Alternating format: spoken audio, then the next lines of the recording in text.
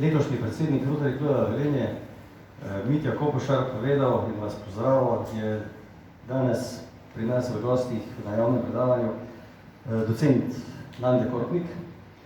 To je zdaj že nekaj časa. Jaz bom pa prebral, sposodil sem si kar besedilo, ki je na nek način podlaga oziroma predstavitev ob tem, ko je dobil nagrado Platinasti svinčnik. Torej, arhitekt Nande Kortnik je predstavnik srednje generacije arhitektov, ki so se kmalu po študiju arhitekture konec 90-ih let preteklega stoletja na Univerzi v Ljubljani pogumno podali na samostojno ustvarjalno pot. Nande Kortnik je od leta 90 deluje v svoji arhitekturni pisarni v Celju in s svojim delom opazno posega v slovenski prostor, v katerem raziskuje, snuje, izvaja in preverja kakovost in odzivnost svojega dela. Nande Kortnik v celotnem ustvarjalnem obdobju zadnjih desetletij izkazuje posebno predanost svojemu poklicu.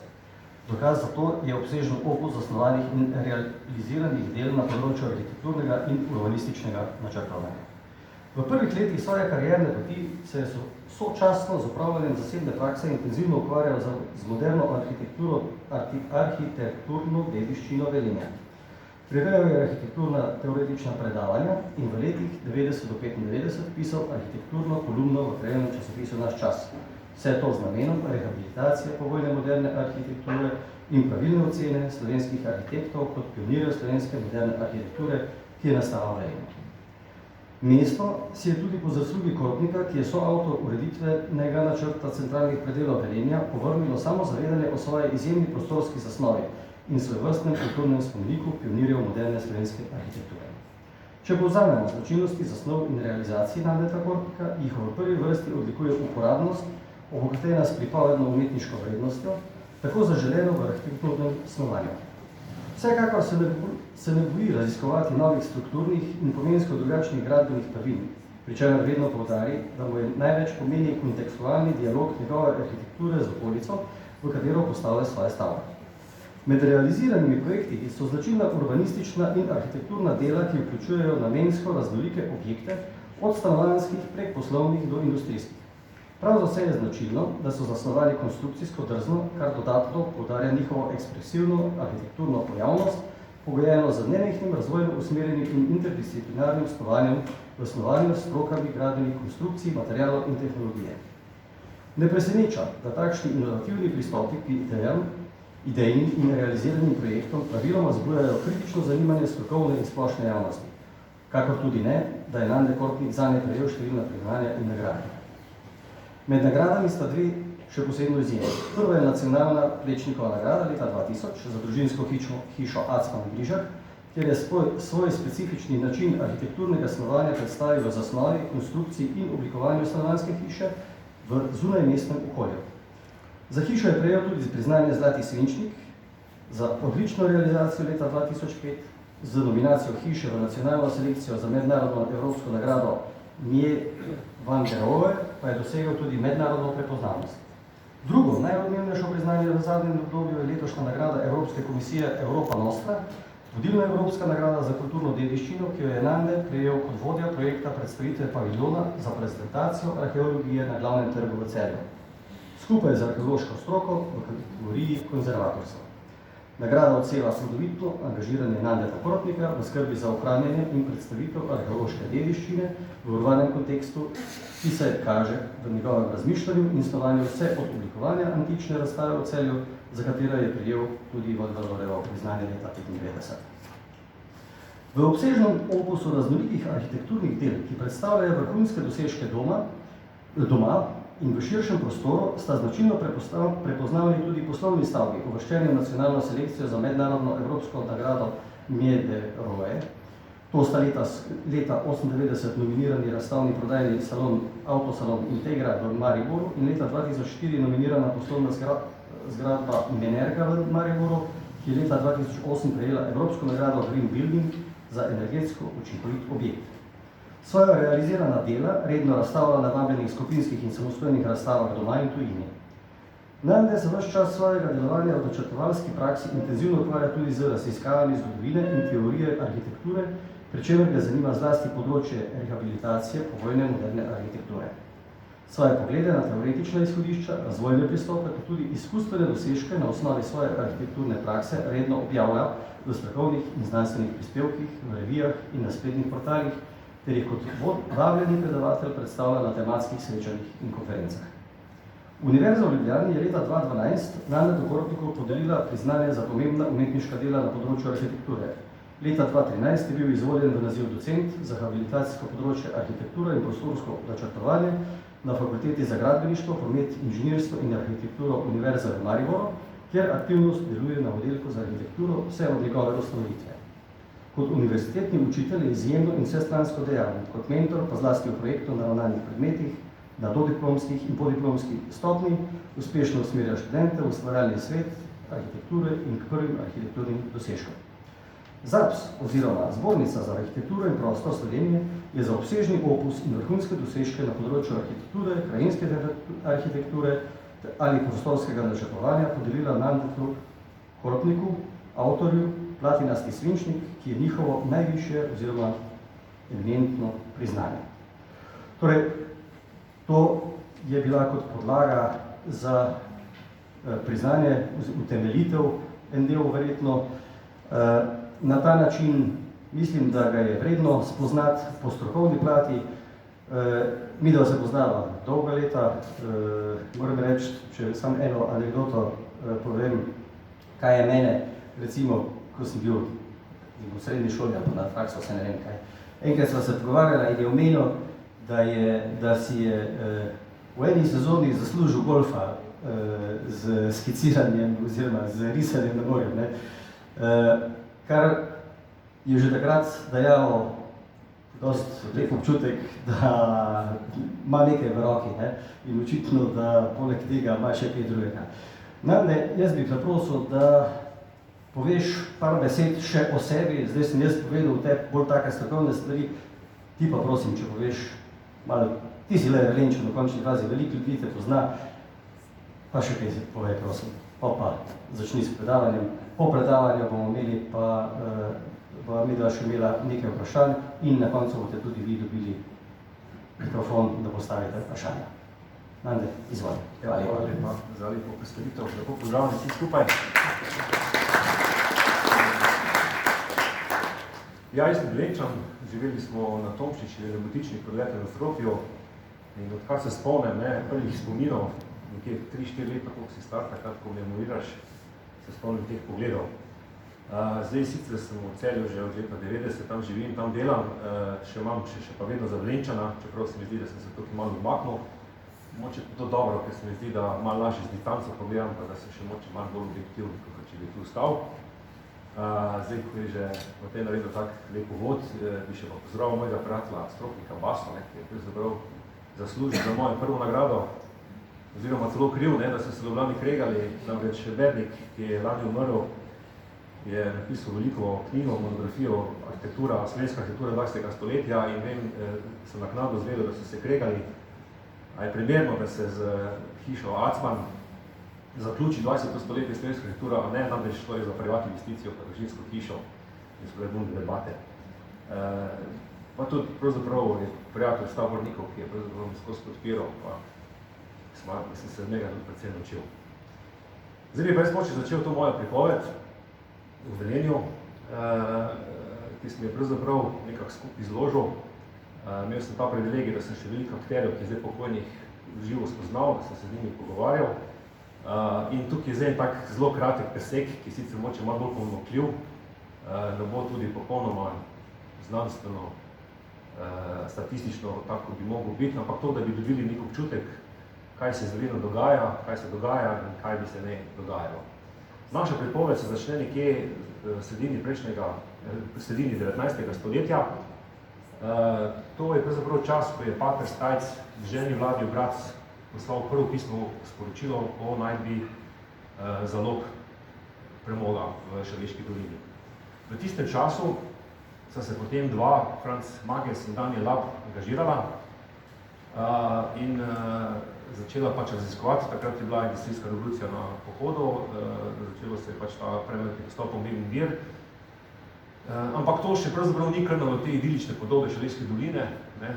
Neka dolina, ki je zamejena na južni strani z strmim pobočjem, gradom, na severni strani s pobočji. Zdaj, če se pravzaprav spomnimo cerkev Martina, Šaleški grad, Velenjski grad, malo naselje Velenje, spodaj mestece Šoštanj, se ne moramo znebiti neke idilične podobe takratne krajine. Zdaj, s tem premogom so se v bistvu trudili tam nekje do prve svetovne vojne. Zdaj, Anton Zejkar je napisal, da ga ni bilo niti zaživeti, niti zamreti. Ampak vse skozi so vztrajali, bil pač ljudi, kakovosti, tako da pravzaprav čisto redarjenje, to ni bil neki šeft, je bilo treba pravzaprav kombinirati s drugimi dejavnostmi, tako da so bili Velenjčani malo furmani, malo so bili kmetje. Ampak po Avstro-Ogrski, po stari Jugoslaviji in ko se je spostavila Socialistična republika Jugoslavija, je pravzaprav premog postal še bolj pomemben vir, predvsem po neki želji po samoskrbi in ne glede na splošno pridobivanje, šlo je pa za neko dolgovno ekonomijo, so to prednosili kot pomemben vir, ki so se res lotili. V ta rudnik, ki je bil pravzaprav precej razproščen, so postavili gospoda tovariša Mestna Žganka. No in on je to pravzaprav vzel dosti resno, se je lotil in zanimivo je bilo to, da z njegovim prihodom, z izkoriščanjem, lahko začnemo govoriti v modernem Velenju. In sicer tam leta 1950, tu vidite neke prve skice, so se odločili, da bojo ob tem rudniškem jašku postavili rudarsko naselje. Takrat še niso razmišljali, da bi postavili mesto kot mesto. To je bil tudi čas, ko se je pravzaprav Šoštanj dožilo neko svojo spremembo in je tam arhitekt Janez Trenc, ki ga bomo kasneje še večkrat omenjali, postavil neko novo stavbo, nov čas, neko kocko zravno streho in ustvaril še en trg, poleg enega trga. No in po tej hiši lahko danes pravzaprav beremo Šoštanj, da so takrat pač imeli namen, da bo Šoštanj tisto primarno glavno mesto v Šaleški dolini. Zdaj, tukaj vidite pač nek abstraktni vzorec, neko ortogonalno mrežo sever-jug. Zdi se pomembno, ker gre pravzaprav prvič v zgodovini Slovenije za neko čisto ta pravo prostorsko načrtovanje. To je bil Viljem Stremecki, ki se je lotil tega zelo zavzeto. Zanimivo se mi to zdi, namreč, da je ta gospod, ker pač je bil socializem, zemljo so pobrali, ni bilo več problem lastnine in je dansko zelo široko potezno zastavil. Vidite to razprašeno gradnjo, ki značilno drugače za moderno arhitekturo, se pravi, da hiša ima osvetljene prostore, da ima bivalne prostore na jug, okoli severje. Ampak tukaj ne gre za neko željo v nekomu jedru. Vse pa je potem nekaj drugega zgodilo. Zgodilo se je to, da so nekje kasneje ugotovili, da je pravzaprav večina premoga tudi proti Šoštanju in da edino, ker ni tega lignita, je pravzaprav tukaj dno, ki se spusti do te zgodovinske vsi Šaleški grad pa Velenjski grad. No in takrat je pravzaprav prišla ideja na to, da pravzaprav Šoštanj ne bo mesto in da je treba, da je moče bi bilo dobro zgraditi povsem novo mesto na prisan prostor. Zdaj, to je bil tudi čas, ko so nekje pravzaprav Šoštanj zapisali smrti oziroma neki stagnaciji, se je pač zazelo, da se tam ne bo več investiralo, skratka, da se bo vse vrstno vložil v Novo Velenje. Zdaj, ta kolonija je pravzaprav zelo hitro rasla, hitro se je gradila. Zdaj, ko gledamo te hiše, so pravzaprav to nekako poznate Velenje, to je tam nekje, mislite, smo rekli Teksas, na Kidričevo vrt. Gre za pravzaprav eno zelo enostavno hišo, funkcionalno, z 4 kapnimi strehami. Tam na desni strani vidite še vrstno hišo, ko se imenuje konjušnica. Jaz se spomnim, da smo deli tem hišem govorili provizoriji. No, ampak zdaj ne bi delali krivico Stremečkino. On je pravzaprav se lotil tega dosti veliko znanstveno, stankovni način in je pravzaprav zatrl svoj kreativno želja in je kljub temu, da je bil modernist, da je poznal sodobno arhitekturo in se je odločil za pravzaprav dosti konvencionalno arhitekturo, ki bi ne bila nekako nazorsko bližje rudarju. Zdaj, to gre za hibrid. To ni v bistvu gradnja konvencionalna, to gre za moderno arhitekturo, namreč hiše so razmaknjene, Vhodi so bili vsi severne strani, vsa stanovanja so imeli stranišča, so imeli svetlene svetove, ampak ta sami zgled so pa nekako, ne vem, to podzavestno skušali prilagoditi nazoru rudarjev, da bi se oni čim bolj domače počutili v teh arhitekturah. Zdaj anekdota govori, da je pač Gang hodil predvsem po svetu, takrat so imeli kontakte, so iskali gospodarsko pomoč in potem po Nemčiji, Avstriji, ne, in takrat je bila v porastu ta sodobna, moderna arhitektura, škatlasta, s glavnimi strehami, in da je pravzaprav protestiral, ne, rekel, zdaj bomo pa gradili to, ne, tiste, to zagorsko arhitekturo, ne, iz Zasavja. Zdaj ne vem, a bil to vzrok, da je mogel Viljem Strmecki iz Velenja iti. Zelo zanimivo, da je ta človek popolnoma zginil, da ga nikjer več ni, kar se mi zdi, da je velika škoda in bi to bila kak predmet, kakve znanstvene študije. Nenadoma se pojavil Janez Strenc iz Slovenija projekta, iz Ljubljane. S tem, da zanimivo, ne, Janez Strenc ima tudi v tem stilu eno hišo, in sicer tu nimam fotografije, se pravi hišo za štirokapnico, ampak potem je on prevzel pobudo, štafeto, on je naredil sodobni urbanistični načrt. In ta načrt je bil pravzaprav en preobrat, lahko govorili zdaj druga faza Velenja, namreč on je ta severni del zgornji, ko vidite to štirokapno arhitekturo, nekako spel za spodnjim in tukaj pravzaprav vidite, da se zelo ukvarja s tem coningom. Tukaj imamo nekako dva obroča in še nekaj se mi zdi bolj pomembno, glede na to, ne, da je pač politika izrazila željo, ne, da hoče imeti sodobno arhitekturo tudi po izgledu in da ta kontekstualnost socialnega življenja rudarjev pravzaprav ne zanima. Morate vedeti, da pravzaprav to kreativci zagrabijo z vsemi štirimi, ne? In pravzaprav vsi so pozabili kar naenkrat na to, da treba pač te ljudi nekako socializirati, ne? In danes se je začelo sanjati v tej sodobni arhitekturi, ki je bila aktualna po celem svetu. Prvi dokument, ko sem ga našel, je bil idejna zasnova urbanistična arhitektura z leta 1956. In v 2-3 letih ne, se je pravzaprav naredilo res enormno veliko.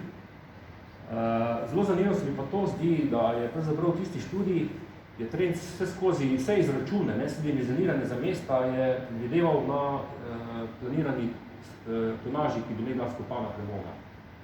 In že takrat leta 1956 je pisal, da bi Velenje imelo okrog 30.000 prebivalcev, da bi ne imelo 5-6 osnovnih šol, 3 hotele, ne, to se mi zdi zanimivo, da imamo samo enega. In se mi zdi, ko smo takrat, ko sem to prebiral, se mi zdi, da neverjetno bil pravzaprav nekaj občutek za prihodnost. No, kakorkoli, ne, v 2-3 letih se je pravzaprav mesto zgodilo dobesedno na en mah. Zdaj, to je bilo neko stanje, ki je bilo pravzaprav za projektante, večina projektantov je bilo iz Slovenija projekt, takrat je bil to nekaj vrste kolpas. In vse skupaj je vodil Janez Strenc, bili so tam še potem Usenik, Oto Gaspari in vsak ljube svoje pelje. In jaz pravzaprav mislim, da naša generacija tega več ne bojo niti doživeli, tudi mi ne, timo to euforijo, ne, so se pravzaprav delali eno celo novo mesto. To je pač dogodek, ki se zgodi enkrat v življenju. Velenjčani so pohiteli in leta 1959 so se odločili, da bojo mestno središče, ki je bil v Šoštanju, prenesli v Velenje in da bo pač to Velenje postalo mesto. Zdaj datum je bil malo posiljen, ne, tukaj vidite, da Dom kulture še ni čisto končan, so ga potem pač malo zaprli s temi ruševinami. Bilo je pa logično, ne, ker takrat je bila pač neka 40-letnica komunistične partije Jugoslavije in so nekaj skušali to oživiti z središčem novega mesta Velenje. Zdaj, to se mi zdi zanimivo, ne, ker danska politika je povzročila mesto, politika ga je gradila, in pa to spet to povezano oziroma so odvisnosti za samo estetiko. Skratka, leta 1960 je to bil socialni čudež, ki se je izpostavil, množice so ga hodile izgledati. Jaz sem imel ta privilegij, da sem tukaj rastel, sem to se skupaj doživel. Ampak jaz imam nekak druge spomine na to, jaz se spomnim dansko, ko smo z tega nebotičnika skrajno desno gledal, vedno se spomnim nekih željav, ne, vedno sem se želel, da bo ta končna podoba, da bo ta slika zaključena.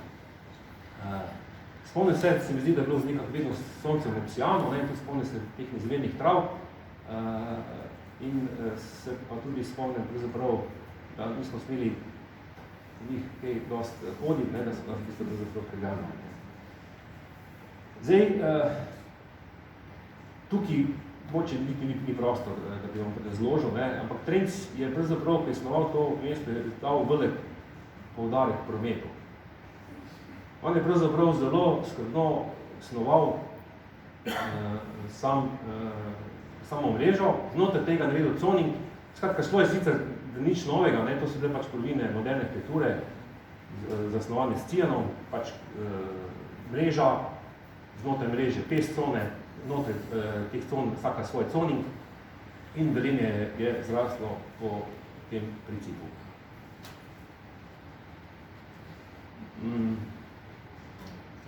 Pojavili so se pa pravzaprav tudi neke stvari, ki se danes pravzaprav upevajo. Velenje se je dansko gradilo precej udarniško in Žgank, kako Velenje se skozi malo goljufal. Namreč vsi ti dobički ali profiti, ali kako so se takrat pač te ekonomijo šli, jaz ne razumem, najbolj bi mogli iti v Beograd, razen če bi šlo za neke potrebe in on je to skozi nekako prikazoval in je vlagal, istočasno so pa imeli nek sistem, to so mi pripovedovali, da se mogel imeti tok potok udarniških pol, pa si lahko šel kakšno stanovanje oziroma boljše stanovanje. Skratka, je bila neka taka, tudi malo trda roka, ni bilo vse tako prostovoljno, ki se zdaj moče upeva. Zdaj, dobra stvar tega je bila, da so dansko ti ljudje čutili, da tam je res gradijo svoje mesto. Zdaj, koliko so oni tega verjeli, koliko so tega steki razumeli, to je zdaj vprašanje. Zdaj, mi otroci smo sigurni to nekaj tega imeli, mi smo to doživljali in vse to, recimo, kar je pravzaprav ta moderna arhitektura, ki se začela nekje 1910, pa tam do 1960 s Corbusijerom, je tu v nekem malem merilu dansko se realiziralo. In jaz tudi kot otrok se spomnim stvari, nekih pogojev, ki bi ne bili zdravi, zdrav, vegetacija, vse to, kar smo pravzaprav kasneje, ko sem na fakulteti poslušal, se mi zdi, da sem jaz tukaj to doživel. Imel sem jaz srečo, da sem pravzaprav se pogovarjal še z Trencom, ki je še bil živ. Namreč, ko sem se pač vrnil z Ljubljane, moja generacija se je pojavila, in smo malo začeli to pravzaprav gledati drugimi očmi. Jaz še posebej, ker se mi zdi, da prej sem ga moče intuitivno čutil, ali neko tako, se ga doživljal, je tudi moče moj nazor določilo. Rekel sem arhitekt tako, kot sem tudi za okolja. Potem sem ga pač gledal nekako bolj analitično, tiste stvari, ki sem se naučil, sem potem tudi skušal nekako tudi videti in sem preznal določene stvari. In v bistvu so se začele zelo zanimive stvari odkrivati. Recimo ena taka je bil tudi tale Sončni park, za katerega pa je meni Trenc povedal, da pravzaprav ni bil on avtor za to in da on ni bil za to, da bi se on tukaj kot tak izpostavil. Kar je bilo pravzaprav za neko presenečenje, no in potem se tudi spomnim teh terorov zelene estetike, to se še spomnim, da vsi tistih travnikih pa dreves so pravzaprav eno obdobje nas neki uniformirani strici prav preganjali. Skratka, šlo je za neko estetiko, ki se je v bistvu pravzaprav spostavila za trdo roko. Morate pa vedeti, da tudi modernizem kot tak, stilno, je pravzaprav bil radikalen in je tudi verjel v radikalne zasuke. Modernizem je tudi na nek način povzročil tiste vojne, pa prvo svetovno, drugo svetovno, pač neka želja, oziroma neka vera v drugačnega človeka, z drugačnimi rodi, in tukaj se pravzaprav ni ga vprašvalo. In ni toliko razlike bilo niti kapitalizmu, niti socializmu. Socializmu se je moderna arhitektura moče malo lažje uresničila, sploh v takem merilu, ker ste pač vzeli zemljo. Zdaj, kapitalizmu je pač ta cena zemlje vedno stala, tam se bilo treba vedno pogajati, vedno kupiti in so bili ti zasuki pravzaprav počasnejši, ne toliko radikalni. Morate pa vedeti, da so imeli željo po to vrstni estetiki tudi oni. In takrat, ko se je Velenje spostavilo, tako so dansko hodi tudi tujci občudovati, ker je dansko bilo pač naredilo v enem kosu. No in zelo zanimivo je bilo to srečanje s Trencem, ko se je potem malo sprostil, ko se malo več stvari povedal in je razložil, da prva nevolja je bila pravzaprav ravno ta park. Ta park je pravzaprav nastal nekje, da ne bil avtor en krajinski arhitekt Filipski iz Dunaja, za katerega je pa Žgank povedal, da je pač nekoč na neki krivini na Dunaju, ko so hodili gospodarstveniki, da je tam nekoga videl, ki je neki grabo in on je sam rad vrtnarov, oziroma sem jaz za sadjarja, in ga vprašal, kaj pa si ti, in on rekel, sem krajinski arhitekt, takrat to pri nas sploh ni stojalo, niste vedeli. In ja, pa se bo smilo, bil je veščevlo, pa to, pa ti bi prišel k nam in ga je dol pripeljal v Velenje. Zdaj, morate vedeti, kakva je bila situacija. Ne? Zdaj, ti projektanti so bili v Ljubljani, so projektirali, ne, hodili so vsem redno 14 dni na en teden. Zdaj, Žgan, ki je pravzaprav dal pobudo, da bo mesto kot tako izgledalo, je kar nekaj tudi nekoga pripeljal, ne, in kar nekaj so začeli pač projektirati ta park. In to Trencu pa to ni šlo. Ne? In danes, zdaj, če pogledamo mesto kot tako, Velenje bi ne bilo mesto v parku. Ne? Skratka, v bistvu vse proste sledeče hiše v zelenih conah. Zdaj, ob to dati še pa park. Trenc je rekel, da pravzaprav ta park ni služil drugemu, ker da tukaj na tej njegovi vzhodni strani so bili, on je rekel, pač neki rudiški budžeti, ne? In so si hotel nekako zamarkirati, da tam se je mnogo nič gradilo in so pravzaprav to z roko v roki nekaj skupaj naredili. Zdaj, koliko je to res, ne vem, ampak moče bi. Bila pa tukaj prva najvolja Trenca, še posebej, ne? Ker Trenc je dal zelo velik poudarek samemu prometu. Zdaj, to je bilo tudi modno. Zdaj, v Velenju, morate vedeti, to je bila pravzaprav dogovorjena ekonomija, celo mesto je slonelo na rudniku in zdaj tu res potrebe po nekem mestu še razvijalo, tudi Trenc je to vedel, ni bilo, ampak on je vsem nekako razumel to omrežje, ki je bilo zopet nekako diktirano v strani moderne arhitekture in tukaj je neka skica, ki je pravzaprav bila cesta celo tukaj po Titovem trgu, mimo Doma kulture. No, to je bil pa drugi vzrok, ki je Trenca zelo slabo voljo spravil. Proti tej cesti je pravzaprav Žgan zelo protestiral in je kar Filipski, ne, kot prinski arhitekt, pravzaprav narisal kar trg in je črtal to cesto in so pravzaprav Trenca kot glavnega mesta postavili pred dejstvo, ne, da tukaj pač ceste ne bo in ne more biti. Ne. Trenc je tudi to požrl, pač v neki želji, ne, da nekako ohrani to celoto. No in dejansko moram reči, da mu je uspelo veliko delo in zato do leta 1963 je Velenje res postavil neka zaključena celota z nekimi manjšimi stvarmi, ki pač se ni popolnoma strinjal. In na to je bil pravzaprav tudi lahko prilično ponosen in mislim, da so celo dobili nagrado Prešernega sklada za Velenje. In to je takrat bila velika reč. Da je bila velika reč se tudi vidi po teh vseh slavnostnih obiskih, ki so se začeli vrstiti. Od Hruščova, Tita, Haile Selassie, kozmonaut Titov, Čaušesku. Ni bilo, da ni bilo. In danes pa so Velenje razkazovali kot nek socialistični čudež. Pravzaprav kazali so pa moderno arhitekturo. Zdaj bi jaz to pozoril, ne, da gre pravzaprav za drugo obdobje. Velenje ima nekaj teh obdobje. No in ta naš župan Velenja, ne, od leta 1968 si je pravzaprav kot vladar zbral neko privilegirano mesto, s katerega je potem občudoval to svoje delo. In dansko bi jaz to poudaril, ne? Tukaj gre dansko za nek dialog politike, stroke, stroka politika. In v dobrem smislu. Če boste vse stroke prepustili, vprašanje, kaj boste dobili. Ne? Če boste vse politike prepustili, dokaj vprašanje, kaj boste dobili. Zelo pomembno se mi zdi, da to nekako se skupaj plete, ne, in da sta v bistvu avtorja najmanj dva, ne, in da se v njej demonstrira neka spretnost projektantov, pa nek nazor, kakšnikoli politični. Se mi zdi bilo pa precej samo všečno, ne, da je pravzaprav še Žgan tukaj hišo postavil, ne, in podobno kot ta sončni park, ne, pravzaprav to nekako računa, da tukaj nikoli nič ne bilo. No, ampak zdaj Trenc je imel težave, ne, to je, če smo še rekel, 63, ne, in ker on je rekel, da pravzaprav je pa Žgan imel silno energijo in je zelo hitel. On sam pa se zaveda, da pravzaprav mesta ne more zgraditi.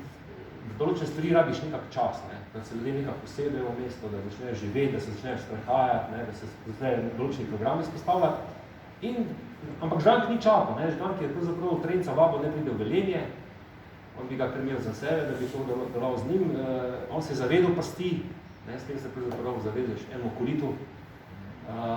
No, ampak Žgan ni čakal, je vabo iz Celja Janko Hartmana, ki naredil stanovanjske bloke tukaj na Cankarjevi. No in Stanko Kristl, čist mlad arhitekt, z Ljubljane, zelo ambiciozen. No, tu bi pa že upozoril, da se pravzaprav drugo obdobje končuje, začnemo prihajati v tretje stilno obdobje. No in to je v bistvu ta znani standard, ki je potem kasneje zaslovel in še danes velja kot neko ikonska ikonografska arhitektura v Sloveniji. Pa bi upozoril, zdaj, če se spomnite prejšnji stik, so bile vse hiške lepo zaključene, so bile vse kocke. ali je bil višino, ali je bila podolgovata, ampak vse so imeli nekje čitljivo strukturo. Tukaj pa že vidimo, da pravzaprav spodaj, recimo pritličje je prosto, potem tukaj spodaj med pritličjem pa nadstropji neke betonske preklade, nosilci, ki začnejo kar iz škatle ven priditi. Tu zgoraj levo imate nek meteorni, poudarjen zaključek, meteorno vodo, ki je pravzaprav ravno strehe vedno skrivajo, je arhitekt tukaj spremenil v nek estetski element. Skratka, tu se že vidi, da se gre za nek stilni preobrat, ki pa še zmeri v okviru modernizma. Namreč modernizem je bila obdobje, ki je trajalo nekje 60 let in je imel različne preskuse, in to se je začel pojavljati, mislim, temu rečemo strukturalizem. Stvar je bila pa ta, da Kristel kot nek privilegiran, ki ga je Žank povabil, je tudi mimo Trenca pravzaprav kar postavil svojo pozicijo, ki bo tole ostalo. To je njega zbelo. Ker začeli so pravzaprav hišnemu upadu. No in Višek je bil pravzaprav nebodičnik, ki ga je Vegrad pripeljal novo ustanovljeno podjetje, ki ga je pripeljal nekje iz Nemčije in se je spostavil in je pač padel, kamor je pač padel. To je v bistvu pravzaprav sodo znov zbilo in Trenca je pač zavetlo, užaljen, enostavno v umaknu. Ni hotel več priti v Velenje. Življenje gre naprej in potem se je pa zgodilo, zdaj smo pa že v tretjem obdobju, da je prišla generacija, ki so pa diplomirali že v Jugoslaviji, in sicer na fakulteti za arhitekturo v Ljubljani, pri Edu Mihevcu pa Edvard Travnikarju. No in ti so prišli pravzaprav živeti v Velenje. To je bilo zelo pomembno. Pravi, to so se zdaj z Ganko želje uresničile. Skratka, on je zdaj dobil pravzaprav biro, s katerim bo on lahko skupaj gradil, snoval, širil to Velenje. No in da je šlo res za drugi čas, se mi zdi zanimivo, jaz sem našel neke članke, ko sta Schmidt pa arhitekt Schiffer pisala ta hip aktualna arhitektura, no in tam prav piše, da oni niso več zavezali tej celostni ureditvi. Vse skupaj je postala neka ekspresija, podarjala se je avtorska arhitektura, bolj bunkerskega značaja. Zdaj to, kar je pravzaprav Kristel povzročil, počasi, da so te škatle začele se razkrajati, je tukaj pravzaprav pri tej nami še bolj podarjeno, pravzaprav kar neka živa arhitektura, mi se rečemo temu strukturalizem. In potem tudi recimo sred mesta so se pojavile kar neke strehe do tla, no in kaj je bilo značilno? Značilno za to arhitekturo je bilo to, da je pravzaprav ni hotela se najti neko harmonijo z obstoječim stanjem. Ona se hotela značiti kot nekaj posebnega in je dobesedno tudi prostorsko je padala lahko z neba. Še več, recimo nama pa tržnica je samo dvigena, še pravzaprav neka nečimrnost arhitekture, nismo nekaj posebnega, več. Zdaj, eni pravijo, da se je to zgodilo zaradi neke napake, zaradi vodovoda, to bi bilo zelo zanimivo raziskati, ampak dejansko je bila to v bistvu arhitektura, ki pravzaprav ni komunicirala z mestom, je dejansko delala pravzaprav kritiko Trenca